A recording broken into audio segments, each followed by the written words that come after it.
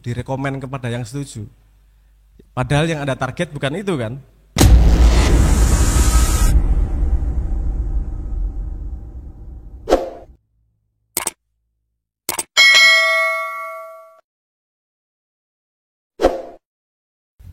Oke, bismillahirrahmanirrahim. Assalamualaikum warahmatullahi wabarakatuh. Waalaikumsalam warahmatullahi wabarakatuh.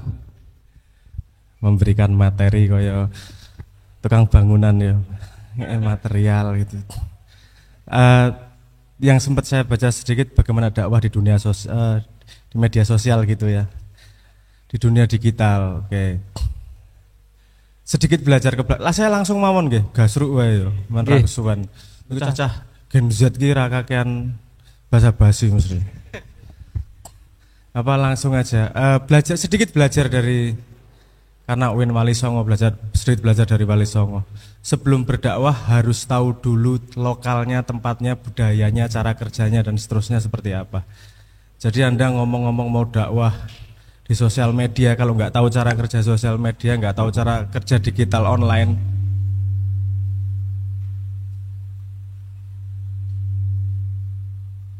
cek. Tadi mendem banget mas. Ini kamu turun 350 Hz-nya, kamu naikin sekitar 1200-nya. Ini tadi feedbacknya di sekitar 300-an ini tadi, ngungnya.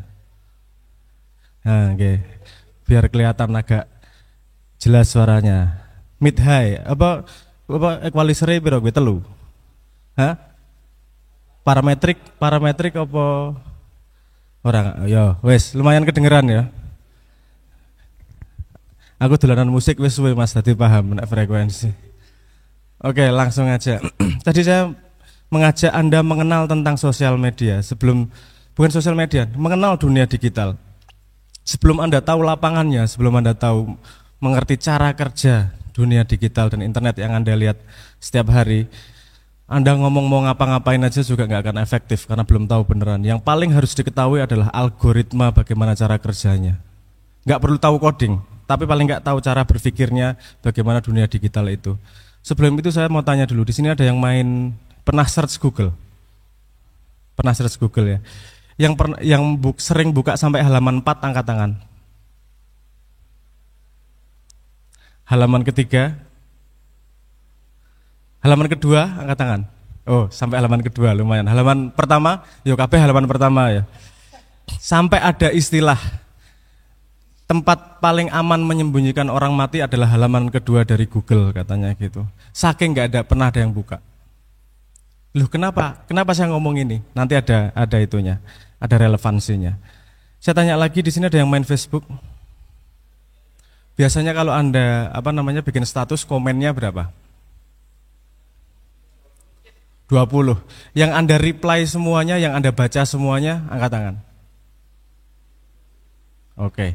Sergep gue, lumayan gue. Yang Anda baca cuman ya 3 paling atas lah, nggak usah jauh-jauh, banyakan. Oke. Anda tahu kenapa dia paling atas? Kenapa bukan yang lain? Kenapa yang 3 itu yang paling atas? Kalau nggak tahu berarti kita dikontrol nih responnya nih. Karena yang ngurutin siapa yang di atas apa yang di bawah itu Facebook. Siapa yang ngurutin di halaman pertama dan kedua dan ketiga itu Google. Jadi pandangan Anda kepada dunia itu dikontrol sama algoritma mereka. Kalau Anda buka Wikipedia, saya, Anda dan seterusnya ini nyari satu kata kunci, keluar halamannya sama. Kalau Anda search pakai Google, hasilnya berbeda. Itu sudah ada percobaan beberapa kali, dari 2015 sudah ada percobaan itu. Keywordnya sama, keluar di halaman pertamanya beda. Berarti tidak objektif kan di sini? Memang tidak, karena Anda harus tahu dunia digital itu dibangun bukan untuk objektivitas. Dunia digital itu dibangun dengan algoritma yang disebut sebagai algoritma personalisasi. Jadi kontennya disesuaikan dengan dirimu. Apakah itu baik atau buruk menurut Anda? Ada baiknya, karena ketika Anda cari keyword pakan kucing, nanti Anda kemana aja iklannya pakan kucing mas. Didorongin pakan kucing terus biar Anda mau beli.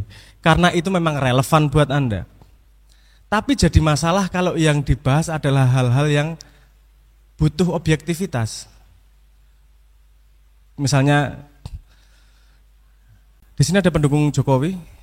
Oh, serapopo iki cangkem-cangkeman wae, ora penting juga. Kita kan ngobrol diskusi aja. Ini simulasi. Ada pendukung Prabowo? Oke, ada pendukung Prabowo. Yo, wes, oke. Saya tanya, di feed Anda kebanyakan berita dari Jokowi kalau Anda mendukung Jokowi.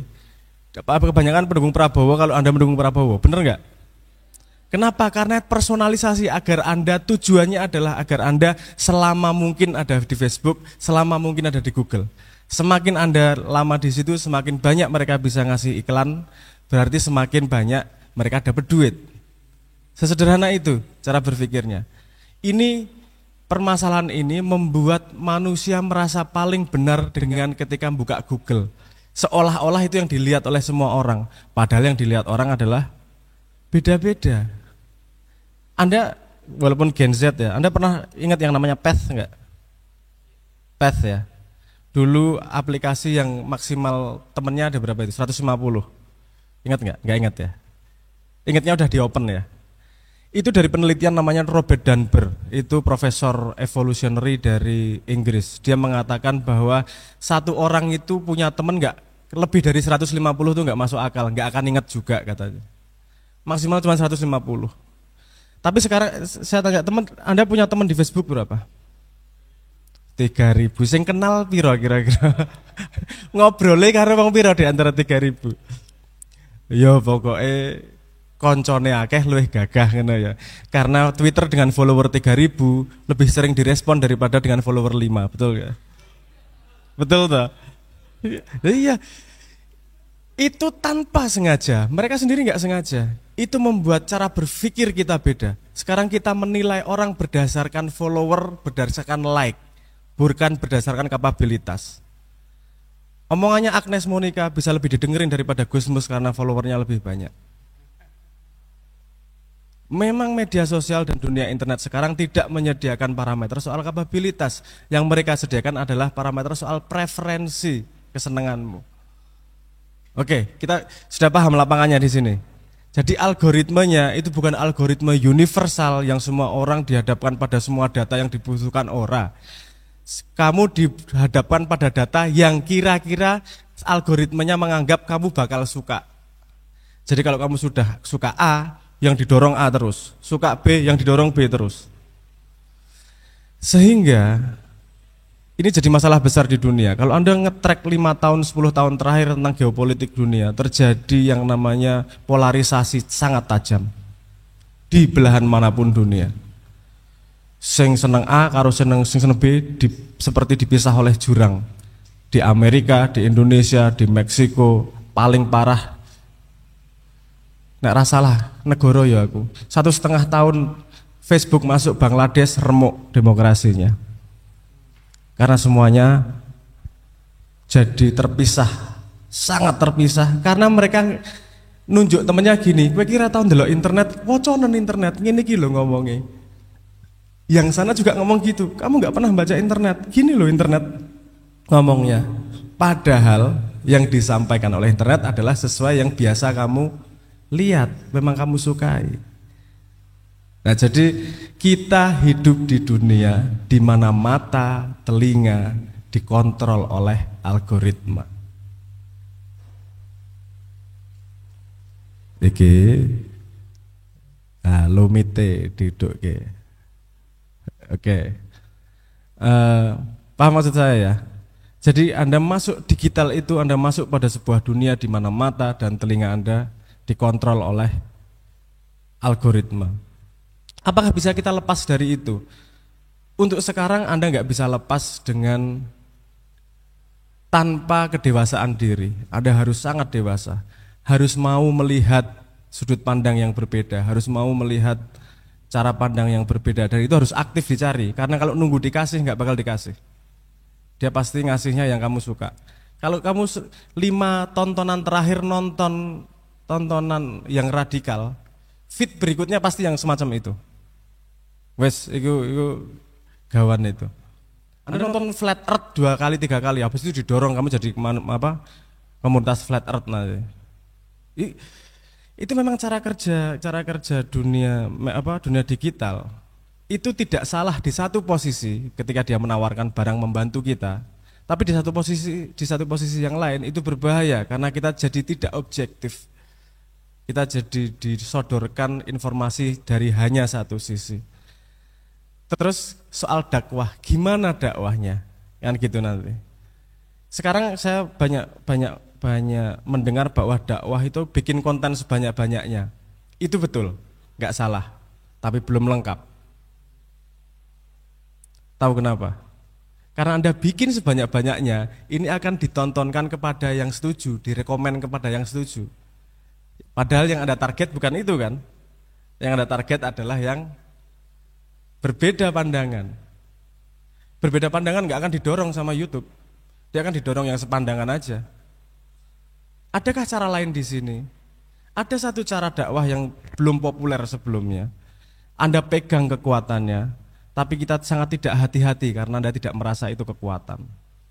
Ada gini. Di sosial media itu ada parameter yang namanya like dan dislike. Oke. Sebelum saya ngomong gunanya like dan dislike, Anda harus paham konsep ini.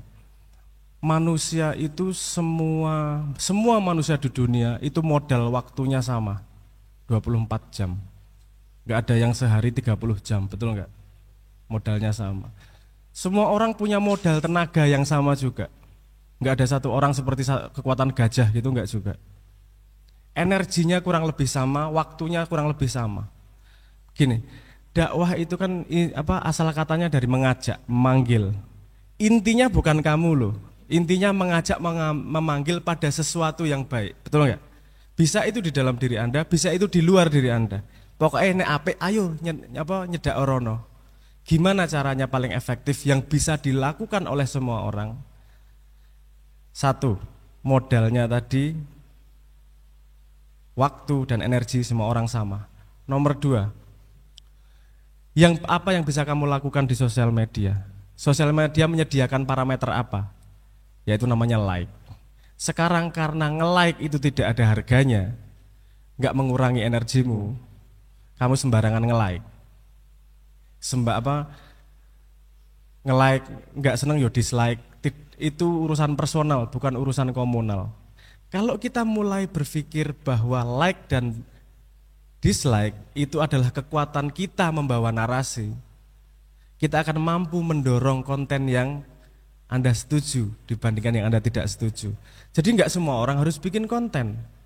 Yang tidak bisa bikin konten membantu dengan like, membantu dengan dislike. Kenapa? Untuk menghadapi algoritma itu tadi. Dan ini bisa dilakukan oleh semua orang. Semua yang punya akun bisa melakukan. Dan kalau kita dakwahnya semua harus bikin konten, ya tidak semua punya kapabilitasnya. Energinya berbeda. Sumber dayanya berbeda. Tapi kalau nge-like, gampang toh, kowe karo merem nge-like iso kok. Ada lihat kenapa like sangat banyak di TikTok daripada di media sosial yang lain? Karena tinggal double tap aja udah nge-like. Sangat mudah ya toh. Aku ngerti TikTok ya suka anakku soalnya. Kok gampang nge-like toh? Enggak sengaja like. Kok gampang banget nge-like-nya. Like itu menjadi currency, bahasa Indonesianya apa currency? Mata uang modern. Yang kamu semua bisa mengeluarkan. Satu like itu artinya kamu empowering, memberi energi, memberi kekuatan kepada yang kamu like. Kalau kita bijaksana menggunakan like dan dislike, kita mulai bisa sedikit ngomong mana yang dinaikin, mana yang tidak. Tapi harus banyak orang nih. Karena kekuatan like tergantung banyak orang yang terlibat di situ. Kekuatan dislike tergantung banyak orang yang terlibat di situ. Nah, ini yang pengen saya angkat pertama, bahwa kesadaran bahwa strategi itu tergantung dari cara permainan. Strategi sepak bola tentu berbeda dengan strategi bola voli. Strategi bola voli tertentu beda dengan strategi bulu tangkis karena peraturan permainannya berbeda. Kalau Anda mau masuk sosial media, Anda harus tahu betul peraturan permainannya seperti apa, algoritmanya seperti apa. Semakin Anda tahu, semakin Anda bisa menang di dunia itu. Dalam tanda petik menang ya. Saya nggak senang konsep menang kalah nih. Karena menurut saya semua orang punya hak untuk menyampaikan narasinya. dan semua orang berhak berpendapat, saya pengennya gitu. Saya kemarin sempat ngobrol-ngobrol dengan teman-teman Win Sunan Kalijogo juga, kalau melihat sosial media sekarang yang komplain, yang mengeluh itu bukan cuma kita, yang bikin saja mengeluh. Anda coba nonton dokumentari dari Netflix yang judulnya